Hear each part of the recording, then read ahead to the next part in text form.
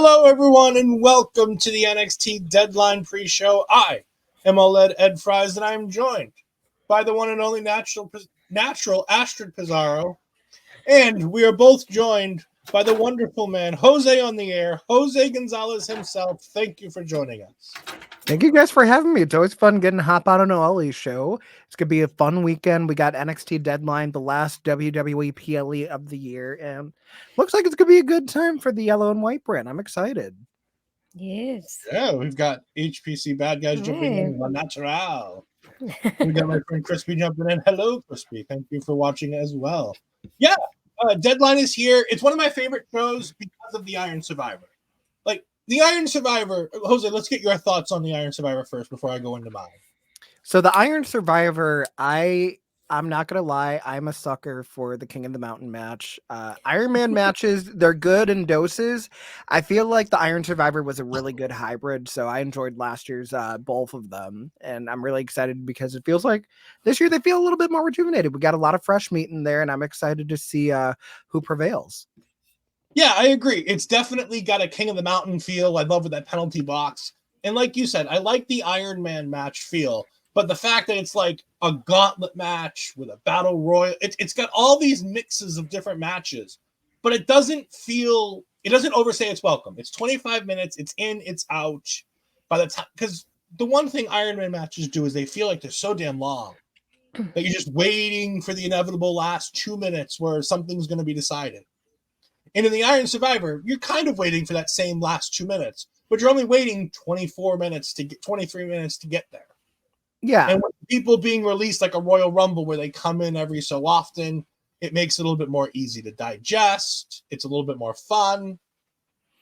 I like it. I think it's an interesting concept where it took a bunch of things and it made all of them better.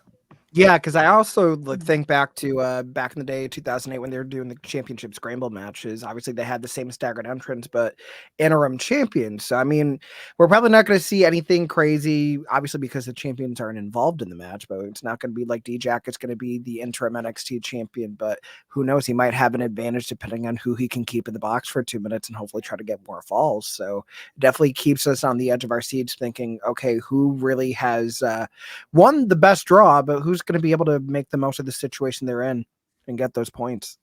I mean, look at Grayson, like different things that we can look at. Like last year with Grayson Waller, he took that draw where he had the shortest amount of time and made it count because when he came out, it was instantly that rolling DDT that he does, but a rolling double DDT. Boom, pin one guy, get the pinfall. Pin JD McDonough, get the other fall. The first guy was Axiom. And boom, all of a sudden, he's right back in there with Carmelo with 2 falls, and he's been in the match for less than a minute. Like, those are the kind of things that make this match interesting and special, is because you can do stuff like that and not ruin anything. It makes it feel special because, yeah, of course, he's fresh.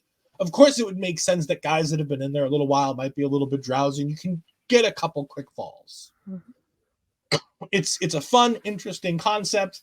We've got 2 of them. What crazy thing do you think we're going to see this year, Astrid, from the Iron Survivor matches? I think we might get a continuation to what Lash did with Otis. I think that will be something interesting to see with one of the girls instead. I think that's something I would like to see during the match. Maybe her doing it to a couple of the girls, like maybe 2 of them, like at a time, maybe. I think that will be something interesting. Plus, I think looking into like the girls in itself, I get for those moments of like imagine like a Fallon, Henley, and the Tiffany and the cage at the same time, and you can imagine all bickering after what happened this past week on NXT. So little things like that I think we can probably see moving forward through the whole match, just little bits of stories that we have here and there, and maybe a Kelani like Tiffany kind of facing off and showing the gymnastics at the same time. Those kind of things I think we'll probably see during the match in itself. Jose? I feel like kind of piggybacking off that, I think we're going to see a spot with Lash, probably having Kelani as the smallest opponent, like trying to just show woman handle her, shove her, throw her somewhere else, and Kalani's going to do something stupid athletic because she's just able to. Like we've gotten to see with her stuff with Dana Brooke, with the stuff in the breakout tournament, just showing that agility. And it's going to be interesting to see who's kind of going to hold the match together because really we're talking about inexperienced women in an Iron Survivor match. So it's kind of hard to say like, okay, who's going to like really maintain the pace? Is it going to be someone like a Blair Davenport, who's the most experienced wrestler out of everybody? Or is it going to be someone like Tiffany Stratton, who's been a former women's champion in NXT and kind of showed that she's still at the top of the pecking order in the division? So I'm very curious to see how they manage to make the most of this situation, to not to be discounted the men's match as well. You have the power dynamics with Bron Breakker. You have Dijak in there. You also have the athleticism and like the odd, like small man, big strength and Tyler Bate. So Trick Williams being uber charismatic. So it's just like each match has its own kind of element of surprise. So I'm ready to sit back and watch them unfold.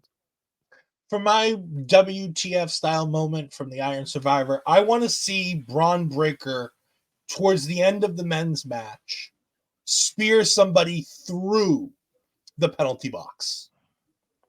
I think that would be a fun visual. I think it's a way you can write off Bron Breakker out of the match to make it make sense why he might not win. And he tries to, maybe it's Trick, maybe it's Josh Briggs, maybe it's Tyler Bate. They've got a whole host of men in there. I see your spear through the penalty box, and I raise you a Frankensteiner off the top of the penalty box, probably Bron to Dijak, because it seems like those would be the two that I could see realistically doing something crazy like that onto the floor and it being like a huge thing. So, yeah, who knows? I was gonna say, I think that the placement of the men's match towards the end of the card leads to a potential to really have something fun and wild happen. And when you've got guys like Dijak, when you've got guys like Breakker and Trick and Tyler Bate, I think you've got guys who can go ahead and do that crazy stuff. I don't say Josh Briggs because I think he's a little bit more safe than the other guys. He tends to play a little bit safer. Actually, do you have a fan? The Omen fans jumping in and saying hello. Hi, I get my hi back. He thought hi to Mel the other day and he left me behind, so I get my hi a week later, it seems like. Hi, Eric. Well, speaking of the deadline card, let's go ahead and start talking about it in its entirety with the kickoff show. Yes, we have to watch a kickoff show for once. This is the problem. But Astrid's going to be in heaven, so we're going to let her talk about it first. Nathan Frazer versus Axiom. What can I say? Oh my word. I know this match is going to be amazing though, because I love the style between both of these and the fast pace is going to be. So I know it's going to be a great way. No, I hate that solo one. Don't do that to me. I know that like the pacing of the match is going to be great, especially for like an opener type of match. I don't know who to pick though. That's the only bad thing. I'm torn between the both of them. Shoot, that's the Is only it the thing. pretty But boy behind the mask, or is it Seth Rollins' protege? Well, the pretty boy with the nice accent behind the mask. Don't forget about that part. He's shoot, just I a don't know. kid. He's just a kid. Well, he's my kid. That makes I this a don't whole lot more fun. know. Oh, shoot, I think I'm gonna pick Nathan though. I feel like Nathan definitely needs this. I feel bad for Axiom and the moneymaker if anything happens to it, but Axiom. I mean, I said Nathan, not Axiom. Are you sure we're sticking with Nathan? Yeah, Nathan. Okay, sticking with All Nathan. right. Jose, your thoughts on the kickoff show match? No, it's definitely going to be high octane, very athletic. I feel like Nathan Frazer probably needs the momentum the most. I feel like he would definitely benefit from it. Axiom, as seasoned as he is, even with his NXT UK days, I feel like he's going to start to hopefully fizzle out away from NXT and hopefully find a home on the main roster. Hopefully sans mask, because, I mean, he's fantastic with what he's doing now, but let him go back to what we know him from the UK. Let him be a kid, so to speak. But yeah, I'm going to say Nathan Frazer. Yeah, I think it's going to be a round of Nathan Frazer's here. I love Axiom. I think it's great. But like you said, I think his destiny is the main roster. Oh, thank you. Get the tables. We greatly appreciate your raid. Thank you very much for joining us. For those that are here from the raid, we are our local establishment. We are Ed Fry's. It's on my personal one, so we'll go ahead and do that real quick. I'm a gaming streamer. I'm also a variety streamer when it comes to wrestling stuff. We talk mostly NXT, but every now and then we talk about other stuff. We also have Astrid Bizarro. You can go ahead and follow her at Astrid Bizarro on Twitch as well. She goes ahead and does all kinds of women's wrestling stuff on her Twitch channel, so you can go ahead and catch that there. And of course, our guest, the wonderful Jose Gonzalez, which you can go ahead and go to his Twitter page, Jose on the Air, to find all of the wonderful things he does on there, as there's too many to mention just right here. Thank you, Tony. We appreciate it from your SmackDown watch along, sending your crew here. We greatly appreciate it. Hopefully, you guys leave a follow, and hopefully, you enjoy talking some NXT Deadline with us as we preview Deadline, which we will be here again. The three of us will be back again tomorrow night after Deadline to go ahead and talk about what happened when. But no, I think Axiom is destined for the main roster. I think Axiom is going to be leaving us in NXT and making Astrid sad, but he'll be on Friday nights. I think it's a perfect home for him. I think adding him to a group with Rey Mysterio and Dragon Lee seems to make sense based on the story they're telling us with Santos Escobar. Or they can remove the mask like they've been doing with all of Santos's friends, having them under masks and having them have masks removed. Maybe he joins the heel side. I could see a heel Axiom at one point where they go ahead and remove the mask. There's all kinds of fun stuff that can and will happen. This is going to be a great kickoff match. It is going to set the tone. And again, we are all taking Nathan Frazer in this one. Anybody have any lasting thoughts on this match before we go? I will say I am keeping track of our predictions, so we will see who has the record tomorrow night after the show. So, oh no, I'm great at doing predictions. I'm always forgetful about who I picked and what I've done. I've done prediction shows here, but moving on to the main card, and I'm assuming based on Trick Williams and only Trick Williams. Trick Williams says Carmelo Hayes is going to open the show and Trick Williams is going to close the show. I don't think Trick Williams is going to close the show like he hopes he's going to do, but I do think that it makes a lot of sense to have Carmelo Hayes and Lexis King open the show. This all surrounds the wonderful storytelling of Shawn Michaels going ahead and showing us all of his wonderful segments of his career in reverse with other people. We saw it with Roxanne Perez, with Miko Satomura, with the pass-out spot. And now we've seen it with Trick Williams being attacked backstage and not knowing who attacked him. So we have Lexis King versus Carmelo Hayes. Jose, what do you think about this match, and who do you have? Oh, God, this is going to be a hard one because you obviously have Lexis King, who's been very prolific since he's debuted. We've seen the vignettes. We've seen how brash he's been on television. But we also have Carmelo Hayes, who's kind of at a crossroads. I mean, he's not an Iron Survivor. He didn't beat Dragunov to win back the NXT Championship. He's been framed for attacking Trick Williams. It's just kind of very lost in the moment where I feel like I might have to give this one to Lexis King, and the card is really stacked against Carmelo. I don't know if he's going to be able to pull it out with where his headspace is right now. Yeah, this is a tough one for me too, because it's one of those like I could feel like they could go either way. But just like Jose is saying, you're thinking about like storyline once and everything. I think it would be like a good way for him to like rub it in Carmelo's face. Also, that if he takes that win over him and continue kind of being that thorn on his side, the way he's been so far. And I feel like since his debut, I don't think you want him losing so soon after his debut. So that's thing that I will keep that momentum kind of going for him and kind of get people talking, if being that he defeats Carmelo. And then that's when Carmelo goes, well, I couldn't do it, so you have to try to win tonight, Trick, and maybe something happens during the main event that involves either one of them and then Trick, or maybe just Carmelo. And as you said, Ed, just going back to what the HBK storyline, and maybe kind of reveal that he's the one that attacked him, or maybe Lexis puts the footage and then puts the real footage that Carmelo attacked Trick, and that's why we distressed Trick from the main event. So maybe something like that. I would see I don't know if it'll happen tomorrow night, but I will see something like happening sometime soon. But I feel like this is Lexis' way of kind of being that thorn on Carmelo's side, and I don't see that stopping anytime soon. I've loved everything they've done with Lexis King so far. They have taken this guy and made him important from the get-go. And the name, me and Ash will talk about it. We hated the name when it came out that this was going to be the name on social media the day before the show. The day before the show, me and Ash were going back and forth. How can you do this? He's a Pillman. You're using the Pillman footage and the stuff. Why would you do this to this kid and just take his legs out from underneath him? And they made it make sense. They've given us a reason. They've had, more importantly than just having a blank reason to do a name change, they've had him tell us the reasons. They've made all of it make sense in a storyline about why he's angry, why he's pissed off, why he wants to be better. I don't think he did it. I think he's crazy like a fox, like his dad, and he knows that if nobody's going to come up and say they attacked Trick Williams, well, I can just go ahead and pretend like I did it. And then once Trick comes up to me, I can go like, hey, I didn't do it. I just never said I didn't.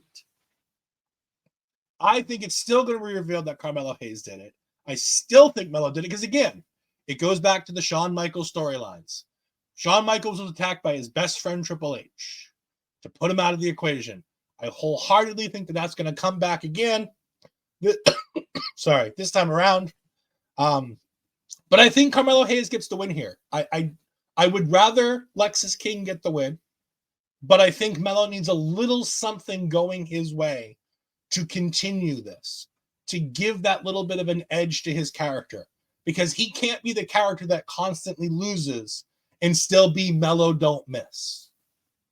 So I think he has to get a win sometime in here. And I think this is a spot where you can have Lexis King lose and have a great match and have it not look bad. So for me, I think it's going to be Carmelo Hayes. We have our first split prediction. I mean, Boston boy, born and bred. Like, I can't really pick against him if I have to. So, but no, I think if the win goes to Lexis King, it makes so much sense. But I just think that there has to be that little bit in there for Carmelo, because we can't just make him a loser or a laughing stock. There's got to be something more to it, especially if he's willing to take out his best friend for a shot at the championship.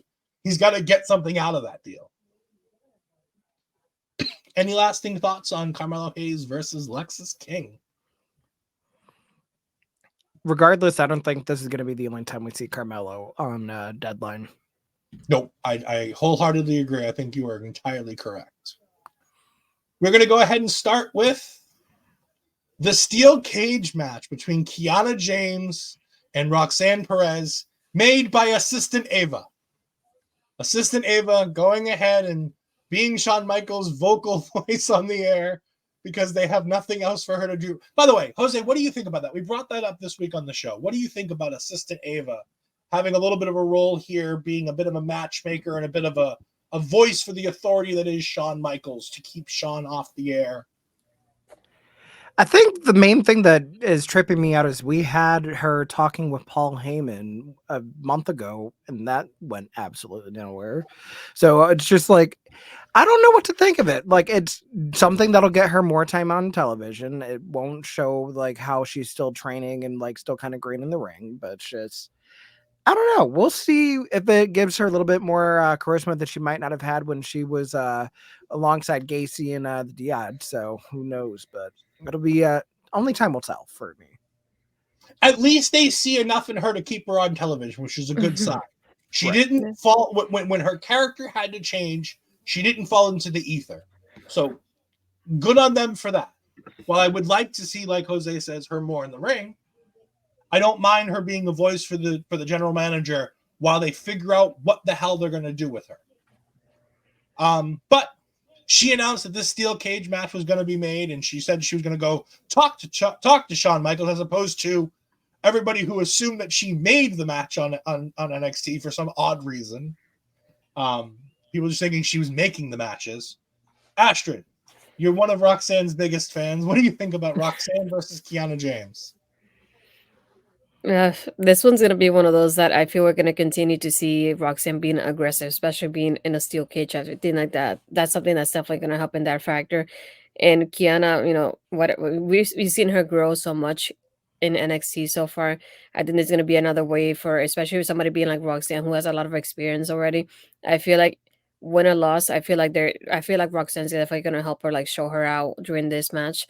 I do think Kiana is the one that should win it though, because I've seen Roxanne win quite often lately. But at the same time, I feel like what's the reason why Roxanne should win it when Kiana is the one staying in NXT? Roxanne should probably be on her way out of NXT sometime soon.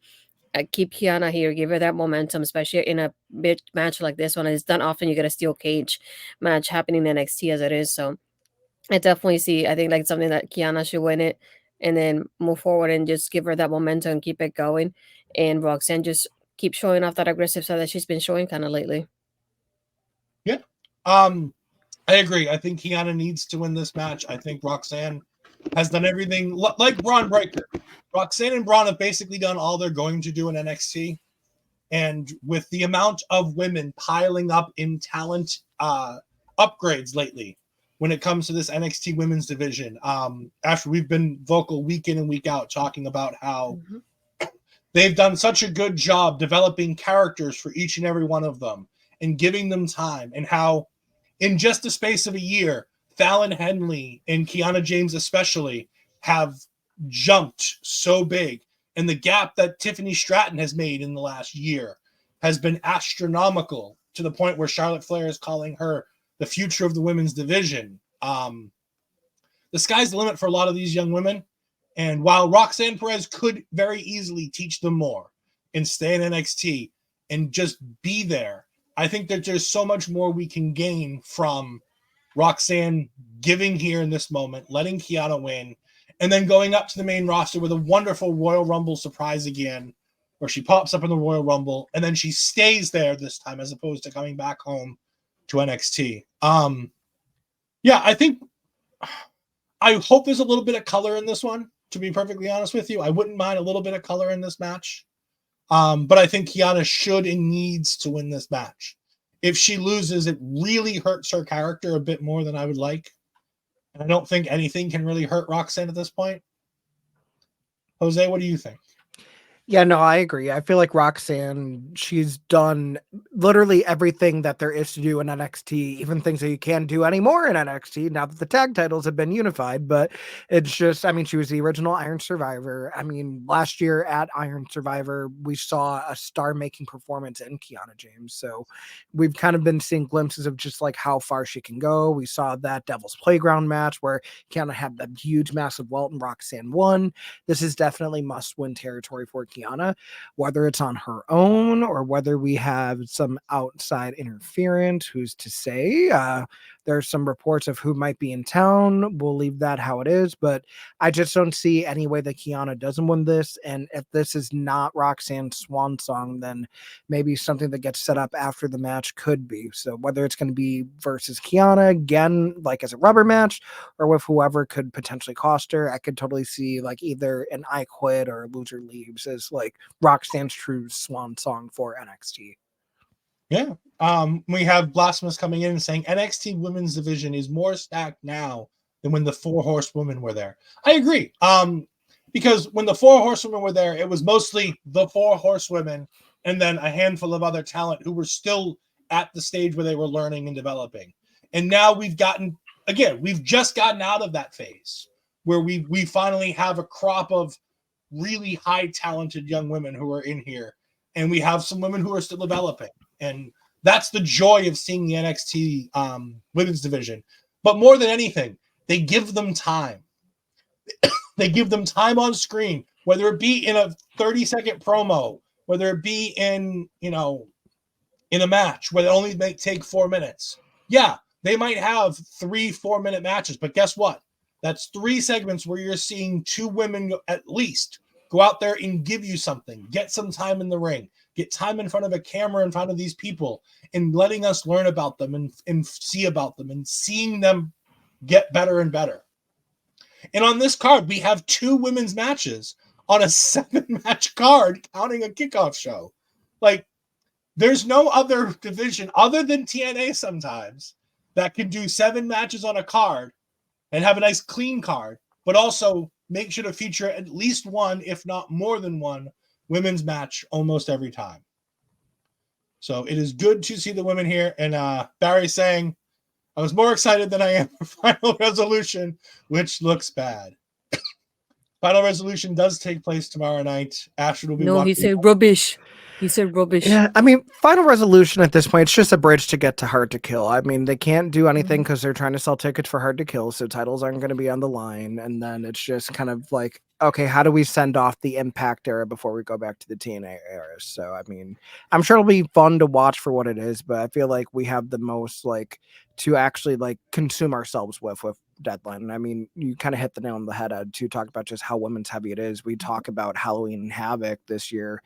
Among my friends, we were calling it Evolution too, because 5 out of the 7 matches were women's matches, and that was just night one. We had another 3 the following week. So you're looking at close to maybe 16, 15 matches, and 8 of them being women. I mean, you just don't get that in really any other company right now that's booking both men's and women's divisions. So kudos to whoever's the powers that be at NXT for utilizing as many women as they have consistently, trying to continually build more and more stars with a lot of homegrown talent too. But it just feels like this is what NXT was always meant to be, rather than just the super indie that we were fortunate to have for a few years before the pandemic.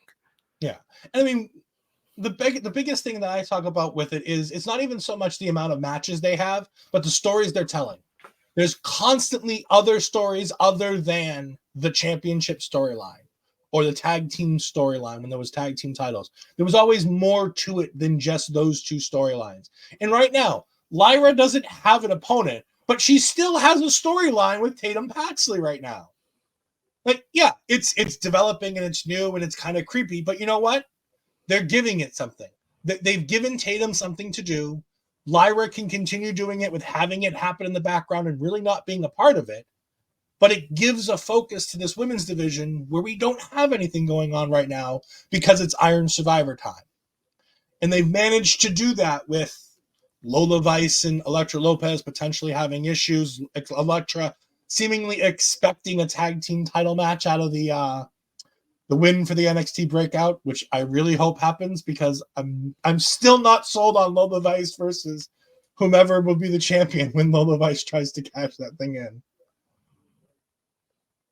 But we're going to move on from the steel cage match. I think we all have Kiana James here, correct? Yes. We're going to go ahead and stick with the women's division as we have the women's Iron Survivor with Tiffany Stratton, Blair Davenport, Lash Legend, Kelani Jordan, and Fallon Henley. This is going to be interesting. These women can potentially pull off something really great here. At the same time, with the positives come the negatives. There are some younger talent in this match, and when you have this many women in one match, a lot of things can go wrong. I'm hoping for greatness, but I'm preparing myself for potential disaster.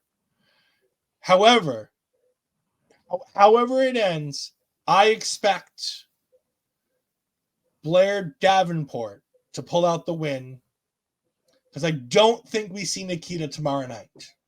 I think we save Nikita again for Tuesday night, and I think that Blair Davenport gets the win because I think the Nikita Blair storyline makes sense going into Blair having a championship match and potentially letting Nikita be that first challenger that Blair overcomes as she keeps trying to take out the people who she took out as they slowly each come back.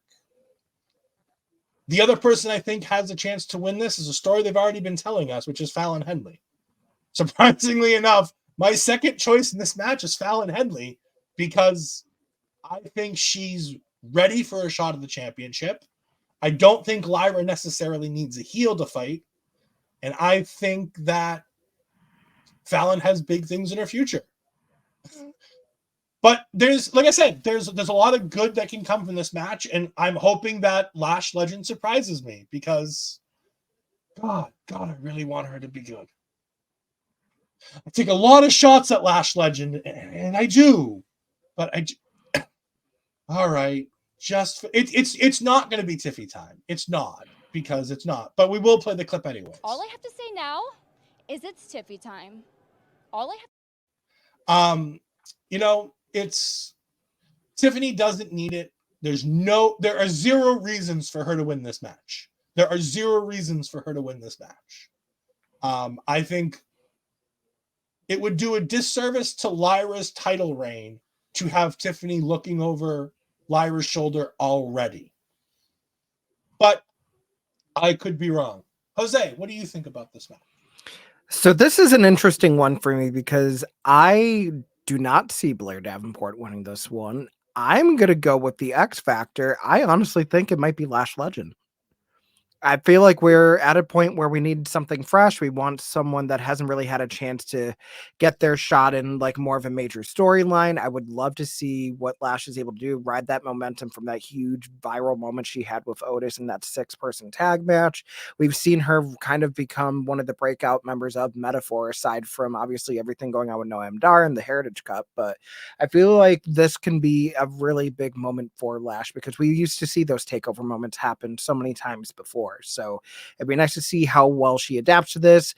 I feel like, if anything, Blair and Tiffany are going to be your Iron Women. So they're going to be the ones that start out the match. I could see Lash coming in probably number 3 or number 4, but it's going to be a test to see how well she can do with the more experienced ones, and more importantly, how she could do with her peers that are also less experienced, like how well she can handle like Fallon, who's starting to become a little bit more technical and like really can keep a constant pace, whereas Kelani is very high octane, very high flying, athletic. So seeing how well she can adapt to different styles. But I feel like, if anything, the Nikita stuff that's going on with Blair, I could see that kind of becoming its own thing. We'll see that probably have a blow off, I feel like, for Vengeance Day next year. And I feel like, if anything, Blair's probably going to be the one to challenge for the championship at Stand and Deliver.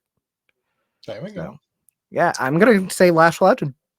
There we go. Before we get to action, I want to go ahead and pull up a couple of comments that we've had, because we've had some. This match has finally got the people talking. We've got Blasphemous coming in saying Women's Iron Survivor will be match of the night, which Barry agrees. He thinks it might be the match of the night. And by the way, I think they have a chance to be match of the night. I really do. Like, while I say I'm preparing also for disaster, like there's a lot of young women in this match who haven't had that big stage. And that's the only thing that makes me fear for how this match might go. But I do. There's a lot of talent in this match that could really pull out a big show. Barry Monkey says Blair Davenport isn't a bad wrestler, but she is just a bit boring. Even the crowd on Tuesday couldn't be bothered booing or cheering her much. I agree. I don't wholly disagree with that statement. Mike the Ref, however, counters with Blair comes out at either 1 or 2 and runs the table as she runs the match. Mike the Ref says Cesaro had that breakout moment. I don't know if we'll get anything more than a spot from Lash. Kelani Jordan's been receiving kudos from the back. Maybe she could be next. The fact that all 5 of these women could very easily win this match just shows how diverse this match is in and of itself. But when we need women's wrestling expertise on this show, we of course go to Astrid Pizarro. So Astrid, what you got? Oh gosh, what expertise are you talking about? Shoot, this one is definitely a tough one for me, in the sense of, I'm not saying that anybody could win, but I'm saying in the sense of, like, they could pick any different route, and that's a good thing in this match. One, what I love about it, they could easily say, "Let's go with Blair and have the heel go against Lyra," or we could have, like Jose says, somebody like Lash be new and have that opportunity to be there, or Kalani have that moment of like, let me have a shining moment outside of the women's breakout tournament and be on my own and do this. So I feel like every one of them has like a case for them to be a winner in this match. But I do want Fallon to win this. I feel like Fallon is the girl that, even though people like Lyra, I feel like people like Fallon even more. So if you put them two together against each other in a match, I feel like the crowd will end up cheering on Fallon. And the crowd has been so supportive of her. And we've seen how lately she's been more in the background. We haven't seen much of her. And then being in the last match, and the way that people were cheering for her was amazing to see. And I feel like even the promo in itself that they hit during the summit, I really enjoyed it, the way she was and the way she ended it. And I want to see more from her, have that moment to like really shine a little bit. So I definitely would love to see her. I definitely feel like Tiffany will be one of those, like, she could help out the rest of the girls, just like Blair, and she'll kind of be the two like experts and the ones that experience within this match. That's how I see them. So I like Jose say, I don't want them going like being 1 or 2, either one of them, and starting the match in itself. I feel like Kelani is definitely going to show off a little bit more of her gymnast background, which I love to see in this match as well. But I definitely am picky my girl Fallon, and I'm sticking with that one. WTF moment of this match for me, I think we see a PME off the top of the penalty box. I think Tiffany does a moonsault off the top of the penalty box. That's my theory going into this match, of what I think is going to be that wow moment of the night. I think is definitely going to be something like that. But for the first time, we have all 3 of us picking somebody different. And again, other than not wanting Lash to win, you know, I can't see any reason why she can't. There's no reason why she can't win. So I think it's going to be fun to see which one of us is correct, if any of us are correct, because there's still two other options that none of us got to pick in this match. But I do think this match has potential match of the night all over it. However, if we are talking matches of the night, one of the more fun matches of the night, even though it is the shortest built match on this card, Dragon Lee versus Dominik Mysterio. Dominik Mysterio, the man whose title reigns just constantly have people getting changed out. Dominik Mysterio was supposed to take on Mustafa Ali at one point, and Mustafa Ali got taken out because he got taken out of the company. And now we have Wes Lee being taken out of the match at the last second because of an unfortunate injury, which we do wish Wes Lee the best in his recovery. Hopefully it's a speedy recovery, and hopefully it's more on the 8-month side than the 12-month side. But when he comes back, we will be very excited to see him back. Jose, what do you think? Dominik Mysterio versus Dragon Lee. I mean, this is one of those make lemonade out of lemons thing. I mean, we've seen like so much potential for how we could have Dominik lose the North American Championship convincingly and then just have the rug swapped out from underneath him. We're seeing how Dragon Lee's been involved more and more with the LWA over on SmackDown. We've seen how Dominik is just constantly getting put into these situations by his dad. So, I mean, definitely wishing Wesley the best of luck with his recovery. Back injuries are never anything to take lightly. So the fact that we unfortunately have to pivot, it does sting, but I know that this will still be a pretty good match. I'm really hoping that Rhea gets ejected because, you know, wherever there's Dominik Mysterio, there is Women's World Champion, there's Mommy. But I am ready to see Dominik lose to a permanent end, the NXT North American Championship. I'm going to say and new North American Champion Dragon Lee. We got Mike the Ref saying this match will be as trash as Dom's mullet. Dom has a good mullet though, so maybe he's expecting good things from it. You know. But he also comes in with a nice stat. Dragon Lee has been on the last 3W Premium Live events due to being a substitute. He isn't winning. He also says, "Mommy to the penalty box." That will be a meme. No, I'm with me and Jose were talking about this before the show started, and I think I'm on the same lines as Jose. I think Dragon Lee wins this solely because I think that they don't know what to do with Dominik's title reign. Because every time he's supposed to lose the title, something happens and they have to give it back to him. He was supposed to lose the title to Mustafa Ali, and Mustafa Ali got released. He lost the title to Trick, but it was never going to be permanent because they were pushing Trick to the main event. And then theoretically, I think he was supposed to lose the title here to Wes Lee again, so he could go back and continue the Judgment Day story without what now seems to be an anchor of the North American Championship on him. And now Wes Lee can't be there. I do like the idea, and I'm going to give all credit to Jose because he's the one who mentioned it. I love the idea of putting the title on Dragon Lee and letting this title be defended on SmackDown. Because SmackDown right now currently has one full-time champion with their two part-time champions when it comes to Roman Reigns, who will be back next week. We found that out tonight. So yay, we get to see the world. We get to see the undisputed world heavyweight champion. The undisputed universal WWE champion next week. That'll be fun. But we also have Logan Paul, the Maverick, Astrid's favorite Puerto Rican wrestler. So, no, I think it would be nice to have another title to defend on that show, and I think it'll be interesting. And honestly, I could see Dragon Lee holding it for a little while and losing it to maybe whoever the NXT representative is in that United States Championship tournament. Because I don't think that was announced tonight on SmackDown. At least I didn't see it announced. No. So we haven't had that. Barry, Dominik's number one fan, the great one, Dirty Dom, the future of wrestling, the enigma, a once-in-a-generation talent, an example to us all, coming from a broken home, going to prison, and despite that, making good. To which Mike the Ref says, Can I get whatever you're drinking tonight? Astrid, your thoughts on these two wonderful, wonderful examples of Lucha Libre wrestling. Dominik Mysterio and Dragon Lee. Well, I'm glad I'm not the only Puerto Rican in here who would agree with me about Logan Paul. Yep. Like, like that. He's billed from But- Puerto Rico.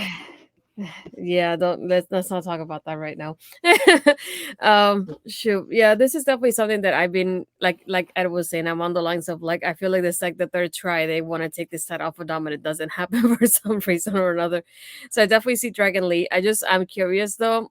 Again, and I brought this up on taking over, and I'll keep bringing it up until we get some kind of solution. We had people from the main roster that had win titles, and they get stripped of the titles when that happens. Dom is the only one that's been able to keep it so far, which has been interesting to see. So if Dragon Lee wins it, does he keep it, or they just goes and decide to go, no, we're just going to strip it off of you on Tuesday? But here's my I'm thing. We interested just to see. had Becky Lynch as the women's champion defending it on Raw Yep. for a month straight. So Mhm. Yeah, that's the thing that we have mentioned that is very inconsistent so far when it comes to like the storylines between championships here. So that's one point that I'm interested in knowing about as well later. But like you guys said, it's interesting if we do get to see this on TV happening more often. We don't have a lot going on expect us for championships either. But again, we like I miss having the like workhorse type of title that we have with the North American Championship so far. And we had it with Dom, but I feel like we need something more permanent, somebody that's there on a weekly basis. And I feel Dragon Lee has more of an opportunity to do that than Dom right now. So maybe we'll get that going. And not only that, but I feel like it will add more if he continues on the storyline with Santos later on, even in the United States tournament, anything happening around those lines. He will be with that championship and will help people remember NXT, something that people can watch live to continue watching the story as well. But I'm sticking to Dragon Lee. I want him to win that title, please.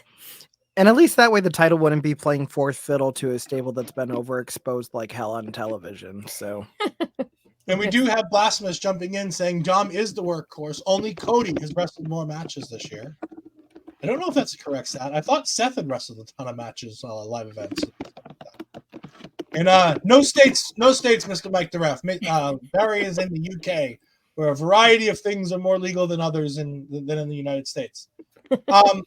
This is going to be a fun match. But we now get to the most unusual part of the evening. As based on Trick Williams, I'm going to talk about the main event, but I don't think it's going to really be the main event. The men's Iron Survivor match. We have Bron Breakker. I'm sorry, the badass Bron Breakker. Trick Williams, Dijak, Josh Briggs, and Tyler Bate. Astrid, I know you're typing, so after you get finished typing, I want you to go ahead and talk about this match and whether your man, Tyler Bate, is going to come out on top. I think that would be amazing, but I don't know. We'll see about that. I definitely don't see Braun winning it. I think there's just a way of him being there, getting something for him to do because, like we mentioned before, he has done everything he has to do, and we don't want him involved in anything right now. I don't see Josh winning it either. So I'm stuck between the part of like I wish Trick was part of it, but I don't think it's his time yet. So it does get me between Dijak and Tyler. But if it's I'm between those two, I will definitely stick with Tyler. That's my boy here. So I'm gonna give it to him, my British boy, because I love him. Please give it to him. Mike, I don't think Brooks Jensen is going to win the match, considering Brooks Jensen isn't in the match. But you never know. Maybe he substitutes for Josh Briggs. Jose, what are your thoughts on the men's Iron Survivor?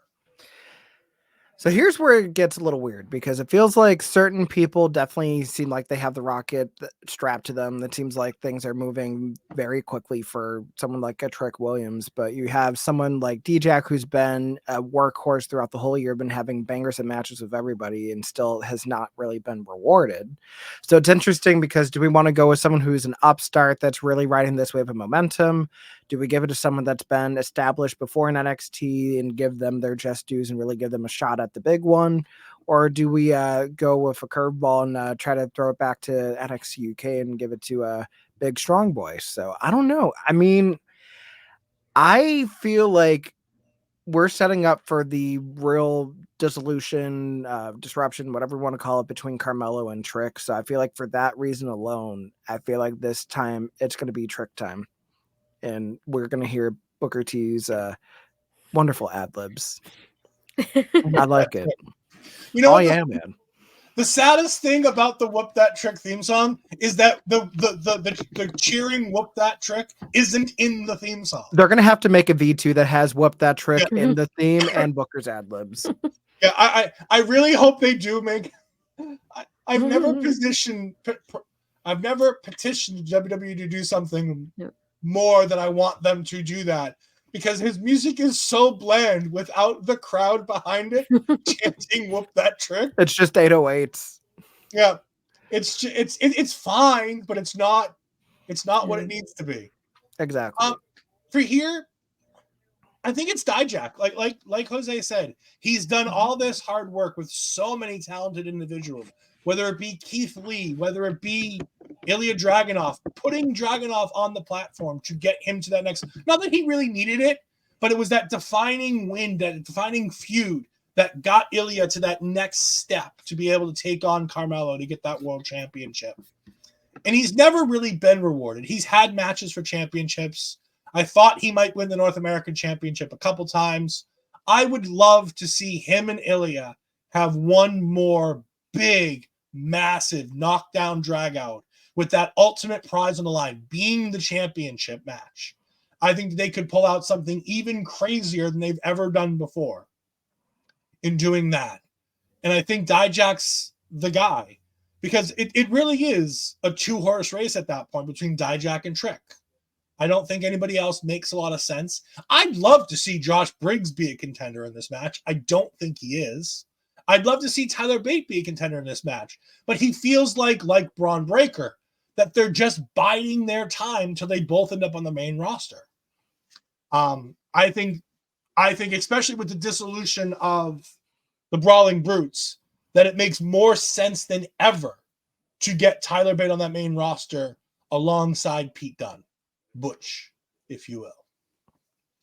I think it would make a lot of sense there. So for me, I have to be Dijak, but I could see Trick, and I'd love it if Trick wins. But I just feel that there's too much story going on around Trick to have him win it.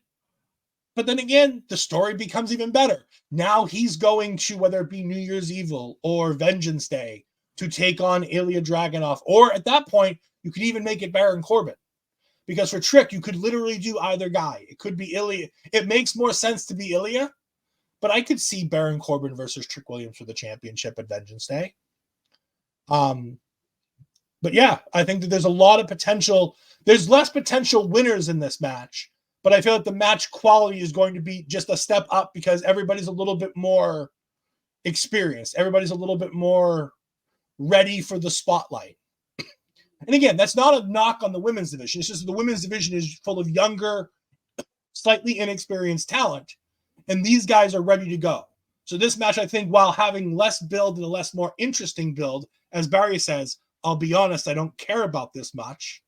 I think this could be match of the night out of the two Iron Survivors, because this is going to be a guaranteed. There's a baseline that this match is going to be. It can only be so bad because of the people who are in the match and how good they are. Sorry, I apologize. We got Mike the Ref saying Bate becomes the mystery NXT guy next week to face Waller. That could work. And then Barry says this match needs the charisma black hole of wrestling, Von Wagner. Oh, Von.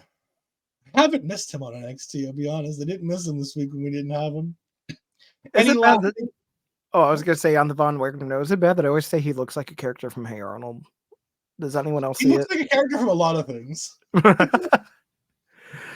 He bless his like heart. A character come to life. All right. And so also want to double check. So I had Trick Williams, you had Dijak. Astrid, did you have Tyler Bate? Okay. Yeah, I'm sticking with my strong boy. We got another split Iron Survivor prediction. So one of us could be right, all of us could be wrong. It's very possible. We do have Mike Draft saying, come Tuesday, Von Wagner will challenge the winner of this. And Blasphemous says, yeah, have Wagner take somebody out and take their place. No! Not the cap. No, we don't need Von Wagner in this match. Barry, stop it. You're a bad influence on the rest of the chat, Barry. Any lasting thoughts on the men's Iron Survivor or Von Wagner, apparently? Men's Iron Survivor is going to be a sleeper hit. Von Wagner, Monka S. And then we get to what I expect to be. This could be match of the year in NXT this year. I'll be honest. I don't know if it will be, but I think it could be. Baron Corbin versus Ilja Dragunov. The storytelling for this match has been simple, and it has been perfection. They have made Baron Corbin the biggest asshole he could possibly be by trash-talking a father who left his child and his family in Germany to come to the United States and be successful. Well, yes, Baron Corbin is correct. He could have brought said family to Florida and been just as successful. I love the idea that that's the fuel that is going to bring Ilja to this fight, that he's purposely pushing that button to see if he can get so far under Ilja's skin that it causes Ilja to make the one mistake that Ilja never makes, and Baron Corbin can sweep in and get that championship. They haven't had to do anything crazy or silly. It's just been straight, I'm a bad guy saying bad guy things, and Ilja is going right in for it.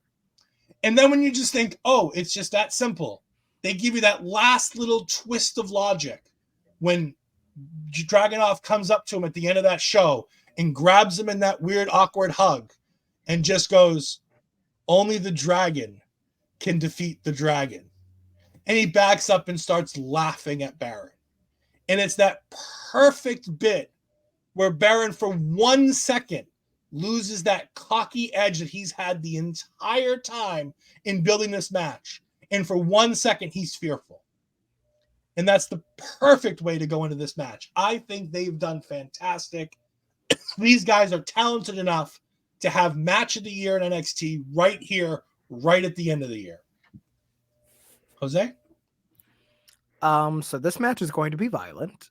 I'm looking forward to it. I mean, if there's anyone that could bring out aggression out of Baron Corbin, it's going to be Ilja Dragunov. I mean, he doesn't know anything other than hard hitting. I think Baron Corbin's really upped his game since going back down NXT, not only just becoming more of a brash asshole, but like we've seen him elevate his game inside the ring too, which was never really a complaint of anybody who's a Baron Corbin. It's just kind of never been able to really fully realize potential character-wise. And I feel like right now he's in a phenomenal place to do it.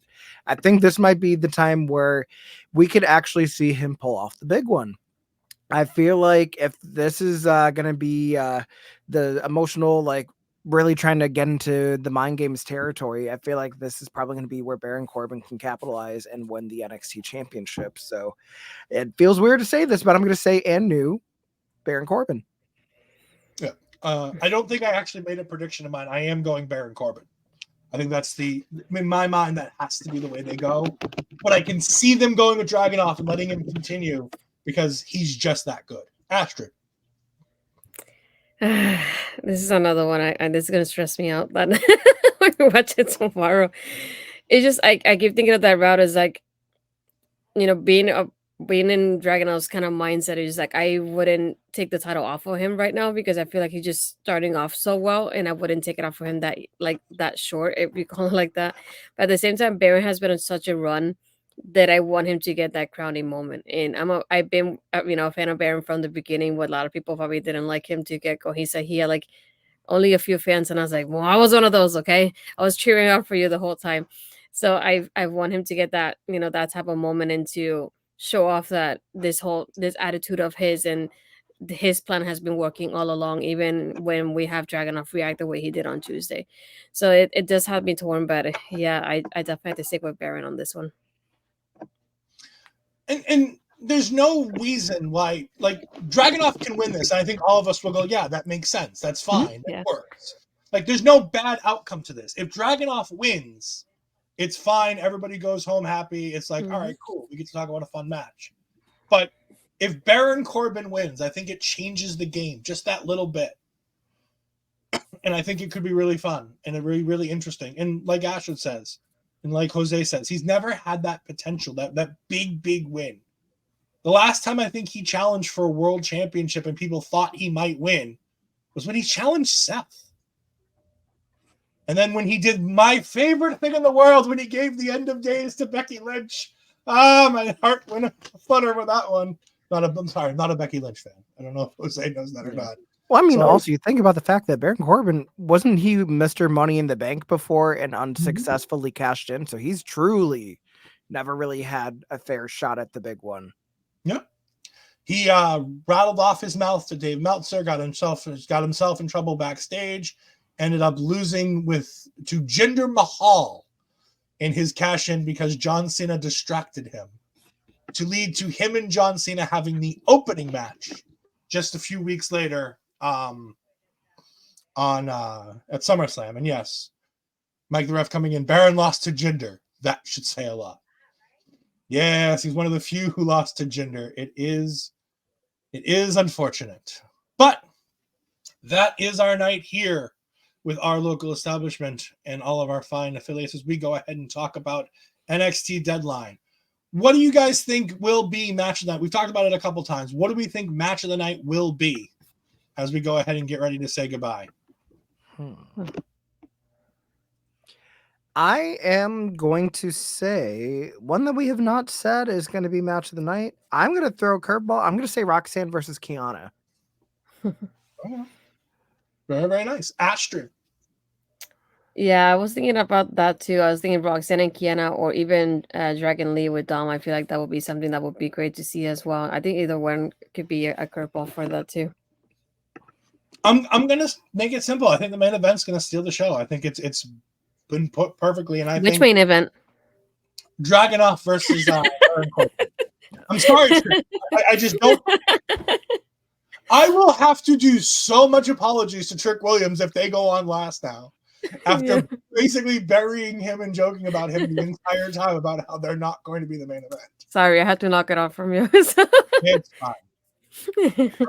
Jose, where can the good people find you, and what fun things are you up to lately that people can go ahead and check out? Gosh, what haven't I been up to lately?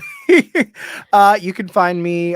All my links are very nicely put, joseontheair.com. So you'll see all my YouTube stuff. You'll see my wrestling interviews for my guests at this time. You'll see my content creation interviews for Content with Creation. I am accepting bookings next year for more commentary and some broadcast stuff. So if you'd like to see me in a booth or on a program of your choosing, be sure to share my stuff around. I would love to work with anybody. It's been a fun year. Got to do my play-by-play debut this past year. So looking for much more opportunities to come in 2024. You're muted, sir. I think Ed's saying, Astrid, where can people find you? Yeah. Would definitely be what was I know. planning I to just say. didn't want him to know that. But yeah, aside from being with you guys here tomorrow after the show to react about Deadline, we'll be back on taking over on Tuesday after NXT, which is going to be that first NXT after the pay-per-view as well. So exciting things happening there. Aside from that, as it is there, you can find me on my Twitter, Blue Sky as astridpizarro, and then Instagram and Threads astridpizarro20. Everything else I've done before in Body Sam has been linked on my Twitter as well on my highlights. So you can check those out there as well. And hopefully I will have another piece of writing sometime this weekend. I hope. We'll see about that. But everything else will be on my socials too. And I think I have it here. I know I put in the wrong section. Don't blame me for that.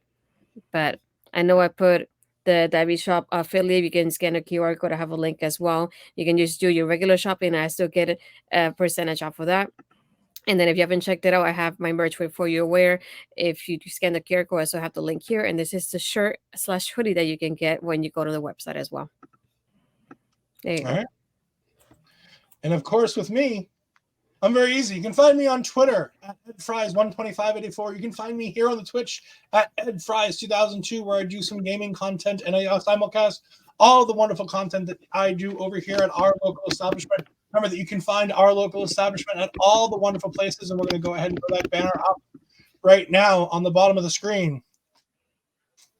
As I get it ready to go ahead and raid, I'm going to actually go ahead and send people to the Queen of Spades, Shayna Baszler, as I thought Andre Chase was online, but apparently he is no longer online at this point. So we're going to go ahead and send you guys over there. So thank you. Tell her that you're excited for Deadline. Tell her that you miss seeing her on television, and hopefully we'll see her soon. But for all of you, we will see you guys tomorrow night after Deadline. Come on right back here tomorrow night. Goodbye. Buttons, too many buttons.